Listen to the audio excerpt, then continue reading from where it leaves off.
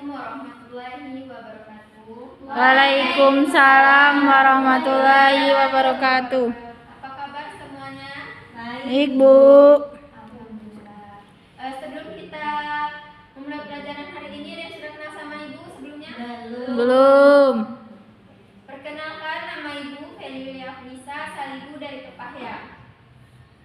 Baik, kita di sini sebelum mulai pelajaran, Ibu mau kita berdoa terlebih dahulu ya. Kepada ketua kelas, tolong pimpin doa belajar. Sebelum kita memulai pembelajaran kita pada siang hari ini, alangkah baiknya kita berdoa. Berdoa dalam hati. Berdoa mulai. Berdoa selesai.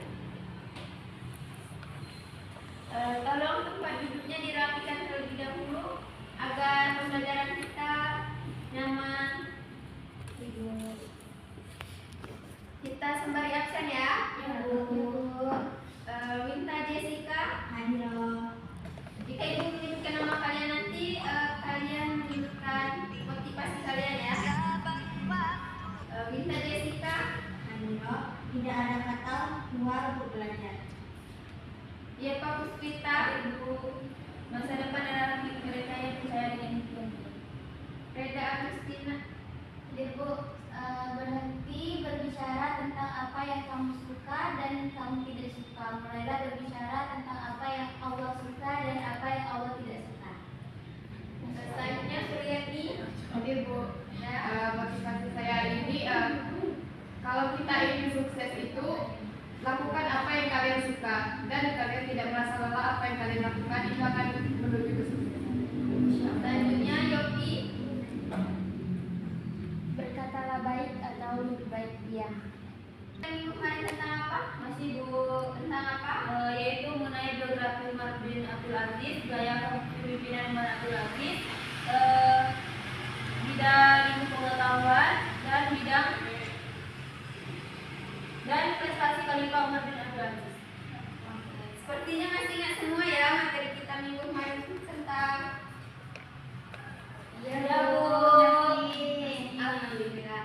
Oke, di sini tujuan pembelajaran kita hari ini, di mana peserta didik dapat memahami proses masuknya Islam ke Nusantara melalui perdagangan, perkawinan, pendidikan, seni budaya, tasawuf, dan politik.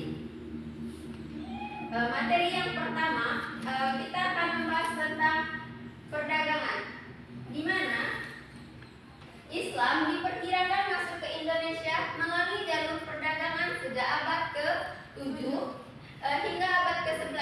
Pedagang asing mengunjungi pelabuhan-pelabuhan di Nusantara seperti Aceh, Barus, Palembang, Sunda, Kelapa, dan Gresik sejak awal abad Masehi. Pedagang ini membawa Islam ke Nusantara dan mempengaruhi masyarakat setempat.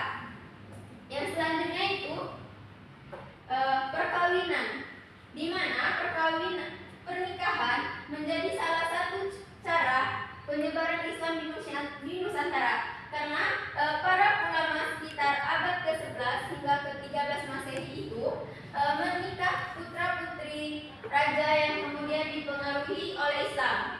Jalur ini memiliki andil besar dalam persebaran Islam di Nusantara ini tadi. Yang selanjutnya yaitu pendidikan, di mana kita tidak luput dari pendidikan. Jalur pendidikan ini dibentuk oleh para dai yang mengabdikan dirinya untuk menyebarkan Islam ke wilayah baru, salah satunya Nusantara. Mereka dipandu oleh para pedagang dan memegang peranan yang cukup penting dalam penyebaran Islam di Nusantara ini. Nah, yang selanjutnya itu tentang seni budaya, di mana Islam juga masuk ke Nusantara melalui jalur seni budaya. Strategi penyebaran Islam melalui pertunjukan wayang yang dilakukan oleh Sunan Kalijaga dan permainan musik yang dilakukan oleh Sunan Bonang adalah contoh-contoh budaya yang dilakukan oleh para dai. Enggak. Sepertinya anak ibu udah nggak fokus ya. Mau bermain? Silakan berdiri terlebih dahulu. Oke. Yang kalah nanti ibu mau kalian menyimpulkan di akhir ya. Oke. Cara bermainnya seperti ini. Ingat, cluenya itu korupsi. Oke? Korupsi. Ingat kata cluenya itu korupsi. Jika ibu bilang 1 tambah 1 itu sama dengan 1, sedangkan 2 tambah 2 itu 3, kalau 6 tambah 2 itu berapa? 6 tambah 2 9. Salah? Kedulu lagi bu. Maksudnya 1 tambah 1 itu 1, 2 tambah 2 itu 3, kalau 8 tambah 3 itu 10, kalau 20 tambah 7 itu berapa? Cluenya itu korupsi. Berapa tambah bu? 20 tambah 7.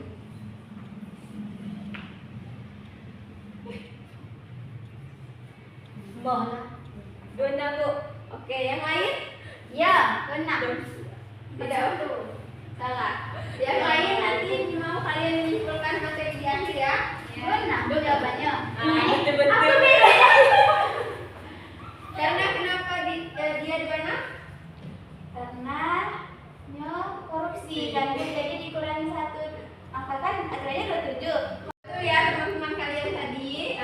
Kenapa dia jawabannya 26? Karena kalau cluenya kita kan korupsi berarti pengurangan. Ini dapat 2 kan? Iya bu. Terima kasih bu. Oke, kita lanjut ya ke materi selanjutnya. Selanjutnya itu tentang tasawuf, di mana tasawuf atau spiritualitas juga berperan dalam penyebaran Islam di Nusantara. Melalui teori tasawuf menjelaskan bagaimana Islam masuk ke Nusantara melalui jalur spiritualitas pribumi.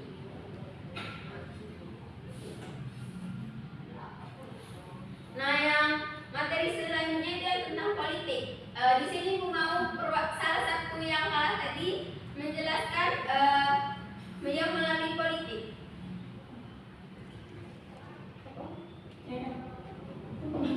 Oke, yang mau menjelaskan Reda, pada Reda.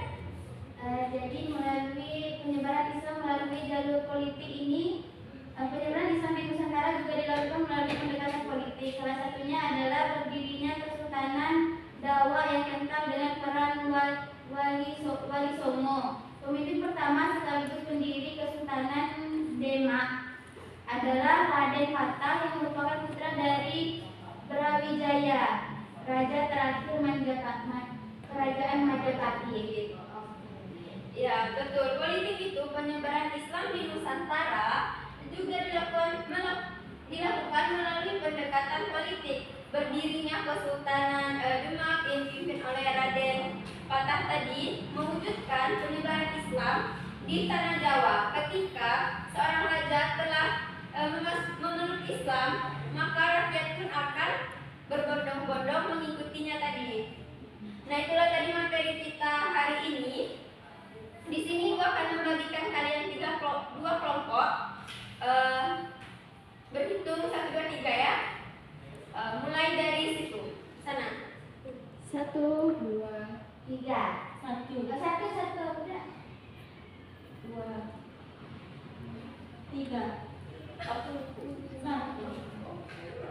Oke. Kelompok 1 silakan di situ. Satu. Kelompok 2 di sini. Surga, Dua. kelompok 2. Si kawin kita kelompok 1. Sudah? Sudah? Sudah, Bu. Kelompok 1 akan menjelaskan proses masuknya Islam ke Nusantara melalui perdagangan, perkawinan, dan pendidikan. Selain yang telah Ibu jelaskan tadi. Yang kelompok 2 akan menjelaskan seni budaya, tasawuf. Paham? Paham, Bu. Oke, kelompok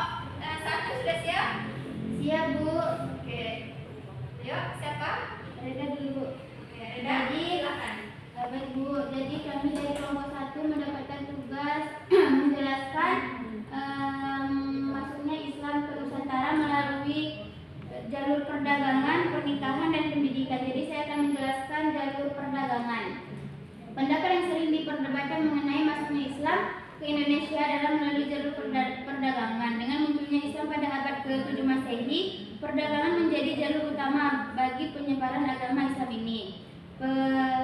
Pelabuhan-pelabuhan di sepanjang Selat Melaka, Samudra, Palembang, Demak, Cirebon, Gresik, Tuban, Makassar, dan wilayah timur Indonesia menjadi pusat peredaran agama Islam. Perdagangan dari berbagai pedagang dari berbagai wilayah seperti Arab, Persia, dan Gujarat membawa ajaran Islam dan memperkenalkannya kepada masyarakat setempat.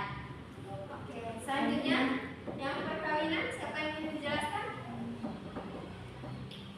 Baik, saya akan menjelaskan proses masuknya Islam ke Nusantara melalui perkawinan atau pernikahan. Salah satu jalur penting lainnya adalah melalui pernikahan atau perkawinan. Pernikahan antara pedagang Muslim dari Gujarat, Arab, Donggala, dan wilayah lain dengan penduduk lokal membawa Islam ke dalam suku sosial dan budaya Nusantara. Pernikahan ini tidak hanya menjadi tanda toleransi antar agama, tetapi juga memperkuat hubungan perdagangan antara Indonesia dan dunia Islam. Selanjutnya yang meneruskan tentang pendidikan. Baik, di sini saya akan menjelaskan mengenai proses masuknya Islam ke Nusantara melalui jalur pendidikan. Jadi, para dai atau penceramah Islam itu memainkan peran penting dalam menyebarkan agama Islam melalui jalur pendidikan. Mereka seringkali didampingi oleh pedagang menjalankan misi dakwah untuk memperluas ajaran Islam ke wilayah-wilayah yang belum terjamaah atau melalui secara menyeluruhnya. Jalur pendidikan ini membuka jalan bagi penyebaran Islam dari pantai-pantai perdagangan hingga ke pulau-pulau Indonesia itu sendiri. Baik, sekian. Oke, berakses kepada kelompok 1. Tentunya sudah paham ya yang melalui perdagangan, perkawinan, pendidikan. Kita langsung ke kelompok 2 yang tadi akan menjelaskan seni budaya, tasawuf, dan politik. Oke, pada siapa yang pertama ingin menjelaskan? Suryati. Baiklah, kami dari kelompok 2 akan menjelaskan tentang tasawuf. Tasawuf yaitu para sufi yang dianggap sebagai teladan bagi masyarakat, memiliki keahlian yang dapat membantu orang lain, yaitu seperti menyembuhkan penyakit, dan penduduk di sana juga percaya bahwa dengan cara itu mudah diterima.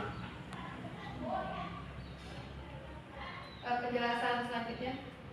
Baiklah, di sini saya dari kelompok 2 yaitu akan menjelaskan proses masuknya Islam ke Nusantara melalui jalur akulturasi budaya. Agama Islam masuk ke Indonesia tak luput dari peran akulturasi budaya yang dilakukan oleh para dai. Hal ini terjadi sekitar abad ke-12 hingga ke-14 Masehi. Cara ini salah satunya dilakukan melalui pertunjukan wayang yang dilakukan oleh Sunan Kalijaga. Sekian terima kasih, Bu. Selanjutnya, Ya.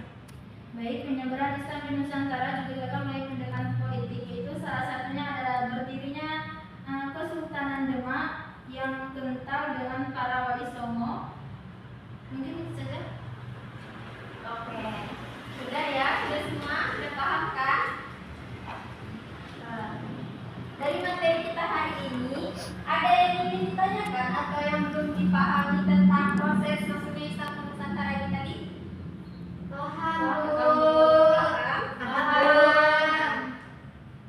Kalau paham, mungkin itulah tadi materi kita hari ini tentang proses masuknya Islam ke Nusantara. Tugas minggu depan mau kalian meresum dari materi kita hari ini tentang proses masuknya Islam ke Nusantara tadi ya. Yaitu mungkin itulah tadi materi kita hari ini. Jika ada kesalahan kata ibu mohon maaf, kepada Allah sama-sama kita memohon ampun. Ketua kelas tolong pimpin doa sesudah belajar. Marilah kita membaca doa setelah belajar.